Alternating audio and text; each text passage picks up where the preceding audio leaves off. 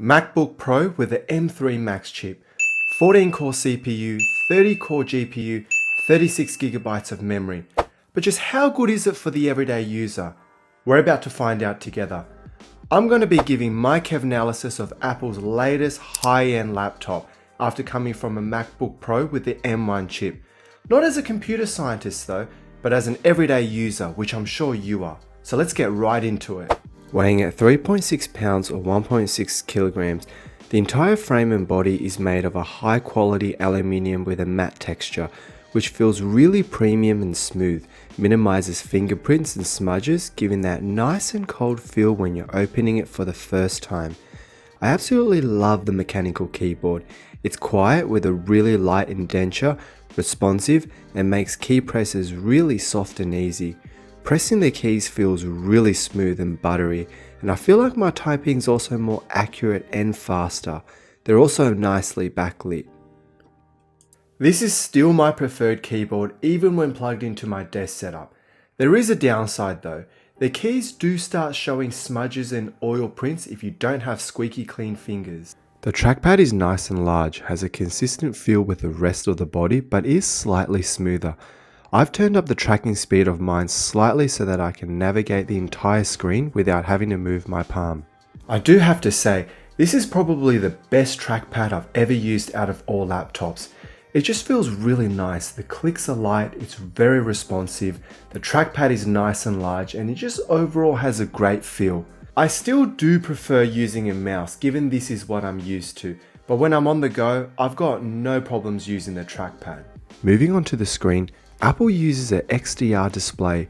The resolution goes up so high I guarantee you won't use it unless you're plugged into an external screen which can support such high specs. One critique I have of the screen is that it only supports up to 120Hz refresh rate, which is great, but for such a high-end and high-priced laptop, I would expect a little bit more just so that movement on the screen is just that little bit smoother, which is really good for gaming. With ProMotion technology and Apple's incredible color configuration, I was blown away with the clarity of 4K plus footage. The graphics are crazy, everything is incredibly detailed, crisp and clear. The color profiles are vivid, blacks are deep, and overall content just looks amazing when compared to all the computers I've ever owned. In terms of visibility, I do sometimes struggle with a bit of glare in well lit up places, so for the price tag, I do feel Apple could have done better in this regard. Even in well lit indoor environments, I can usually see my finger reflecting from the screen, especially when typing under dark mode applications. It's not always noticeable though. The laptop has a peak brightness of 1600 nits, which I think is pretty low considering the iPhone can go up to 2000. I'd expect Apple to at least match it. I do find myself sometimes maxing the screen brightness and wishing it could go up a bit higher. In direct sunlight, the visibility is severely impacted, but it's really unlikely most people will be using this in those conditions anyway, unlike a phone. So I think with battery capacity and longevity in mind, it's really well thought out. The bezel size is as small as it's been, but you still lose a meaningful amount of screen space. I still find it a bit odd how Apple still haven't integrated a foldable touchscreen. This would really open up a whole new use case around graphics design. But I guess if Apple gave away too much in one device, this would really start to cut back into the iPad Pro sales. I've noticed that the sound quality has significantly improved from the MacBook Pro with the M1 chip. It just sounds really 3D, dense, and it also has a better bass, sort of like going towards a quality portable speaker. I'm really satisfied with these speakers without having to connect any external ones. Usually laptops have pretty bad speakers, so I came into this one with pretty low expectations and was left pretty surprised at just how good it was. Looking deeper into this, Apple uses a 6-speaker sound system with force cancelling woofers, tweeters, and spatial audio with Dolby Atmos. Moving on to the ports, some notable callouts. You get 3 USB-C ports across both sides, which also allow for charging and provide super fast transfer speeds for devices which can support it, making it great for transferring large files and giving ease of access. There's a HDMI cable which is great for compatibility with external screens, and meaning you don't need to spend extra to have more attachments hanging from your laptop, which I found really annoying in the older models.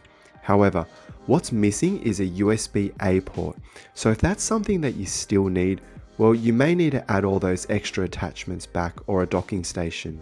I've found the SD/XC card slot really handy for content creation, and the transfer speeds go up to what my card can offer itself. It makes it really handy for content creation on the go because you don't have to connect a bulky device with wires everywhere. Lastly, just wanted to take a moment to really appreciate how nice the space black color looks. That itself is a huge upgrade from just having the standard grey. Personal opinion, but I think it just looks so much more futuristic. Makes me feel really cool, like I'm rocking the latest trending designer handbag. I picked up the 14-inch version also after considering the 16-inch. When I'm not on the go, the screen size doesn't really matter because I'm plugged into an external monitor anyway. When I do need that portability, weight is a huge consideration. The 16-inch was just far too heavy for my liking, and after considering the average check-in luggage weight, average size of aeroplane tray tables and public transport, paying extra just for that extra 2-inch just seems like it wasn't really worth it. I've currently got the base model M3 Max. You do have the option to customize these specs and go even higher, but I do think that for 99% of users, the base model is going to be sufficient. So if you don't really have a specific need for going higher, it can get really expensive, and at the same time, the extra performance you get does start to diminish. I'll touch on a bit more of that later. The M3 Max chip is like giving the computer brain extra power and performance, making everything faster, more efficient, and giving it better multitasking capabilities compared to the other chips. To put into perspective, you can look at benchmark tests online to see how the CPU and GPU compare to other Macs and even Windows devices. But we won't go into number analytics in this episode because it probably won't mean much to you in practice anyway. Link in description below if you're interested. So who does this powerhouse chip with these beefy stats benefit anyway? For content creators and media professionals, you're going to be able to apply edits faster with less lag to playback resolution. 3D rendering and color grading will be a much better experience. The memory will enable working with large files such as beyond high resolution video or complex 3D models and give you better multitasking capabilities when doing so. 8K footage editing is super smooth. Warp stabilization took 4 minutes on a 3-minute clip compared to my desktop Ryzen 5 with the RTX 3070. Get ready? 220 minutes. And even with a 10 times speed modifier, the clip still plays smoothly on the Mac. Okay, I'll admit, I was actually left pretty confused after doing some comparisons. I thought I had broken my desktop or something. But after looking up some technical specs and consulting online, the Mac is really the holy grail of content creation. The performance has just been amazing. For programmers and developers, I haven't had the chance to test these capabilities due to work privacy issues, but theoretically, those working with large code bases or virtual machines are going to benefit from much better performance with the M3 chip. Also, if you're someone who's working with big data sets, you're going to experience faster computational speeds as well. For gamers, whilst not primarily a gaming machine, the high-end GPU and powerful CPU can handle most modern games at high settings, giving great graphics, smooth gameplay and high frames. I would caution those thinking of getting a Mac primarily for gaming though, unless you're already familiar with it. You'll start finding many games still not supported on the Mac, or if they are, not optimized for it, which really impacts its performance against Windows, who have a larger market share and development in gaming.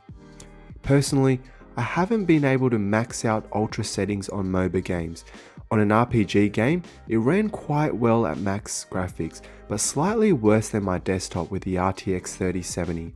Some notable games that can run smoothly on this machine found online include Resident Evil Village at max settings, Baldur's Gate 3 at 100 FPS on recommended settings, and Lies of P hovering around 80 to 130 FPS. Question over to you. What are you using your MacBook for and how does it perform? Let me know in the comment section below. Though maxed and powerful for your needs, there are still some key limitations that are important to note when considering the M3 Max. First one is around software compatibility. If you're not from the Mac ecosystem, make sure that the application or the game that you intend to run is actually supported by the Mac operating system. I still find a lot of popular ones aren't due to the complexity and guardrails from Apple, which can make the MacBook Pro absolutely pointless for your specific needs if it can't run the thing you need it to at all. Heat management and battery life are inherent limitations of laptop devices being used for gaming or any powerful processing in general.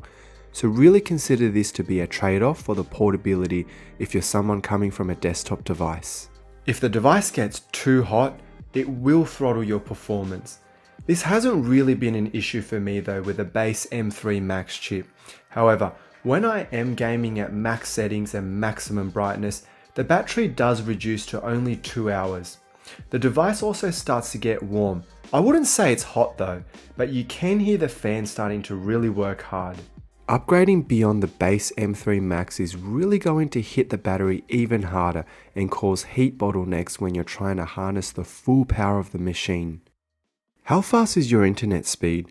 It's great having an all-rounder powerful device, but if you're running it with crappy internet, VPNs, or slow network with a billion firewalls, you're still going to experience the same frustrating bottlenecks that make you want to fist pump the screen, but not in a friendly way.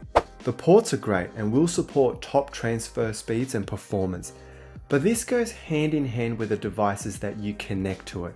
So if you do want maximum performance, you may also need to upgrade your older devices. Moving on to the battery, the box comes with a 96 watt USB-C power adapter and MagSafe 3 cable, which does about half charge in 30 minutes and a full charge in about 1.5 hours. Which is pretty fast, but the power adapter is quite bulky and heavy, which can be quite annoying for traveling. The MacBook can also charge via USB-C, so sometimes I do find myself just using that instead when I don't need the charging speed to save having an extra cable and adapter lying around, since majority of my other devices charge via USB-C anyway. Having to use a HP EliteBook for work and then comparing it to the Mac, these devices are just worlds apart in terms of battery, so much that I don't really notice the performance between the Macs themselves. I've never really had to go through a full stretch of work or leisure using the battery where I've nearly run out and not had the means to charge it. So to be honest, I don't really pay attention to the battery. Looking at my battery stats over the last 10 days, I haven't had a single day going beyond 100% energy usage. That's with the screen time going up to 6 hours across video editing, watching videos, some gaming and work. Now the battery performance is going to be extremely subjective. Even when you look up reviews online, it really depends on what applications you're running, how you're using it, whether you're multitasking, your screen brightness, devices connected to it. You can see how the different scenarios are just endless. Apple do claim 18 hours on half brightness. I personally think that if you're pushing 18 hours on this device consistently, you've probably got an overkill machine for your needs. I've found the biggest factor that drains the battery fastest is the screen brightness. I can easily halve the amount of runtime by having the brightness on max settings, which I try to avoid unless it's plugged in. I get an average of about 10 to 12 hours on a full charge across video editing and watching YouTube. Gaming at max settings and brightness can push it down to 2 hours, and if I'm using it for general browsing and documentation, it just lasts forever. It's really hard to give an exact measure of how good the battery is. Personally for me, it's good enough to a point where I don't suffer from battery anxiety, as long as I'm smart with the settings and also the usage depending on the scenario that I'm in. I've had the 14-inch space black MacBook for about a month, using it at home, on the go and across the seas. What I value most about this machine is that it's pretty much becomes a portable desktop on the go with good battery life and suits all my needs around general use, content creation and gaming. Compared to the M1 MacBook Pro, the differences are noticeable but not significant. So I say Apple does future-proof their MacBooks pretty well so that you don't need to go out every year just to buy a new device. The M3 Max is powerful and may even be an overkill for you. So if budget is a constraint, then considering a lower tier chip or even an older one may be more appropriate. What upsets me about having spent all this money on a powerful chip is that although I do have the option to maximize my performance, doing so is really going to drain the battery life. Sometimes when I'm out and about and I don't have access to power, I really have to hold back on maximizing the chip's true potential. Although excelling in content creation, the performance in gaming is good, but still not excelling compared to Windows. Right now, I think I'll just hang on to my MacBook with the M1 chip for just a little bit longer. What are your thoughts on the MacBook Pro? Let me know in the comments section below. And as always, be sure to like and subscribe and tap that bell icon for future videos.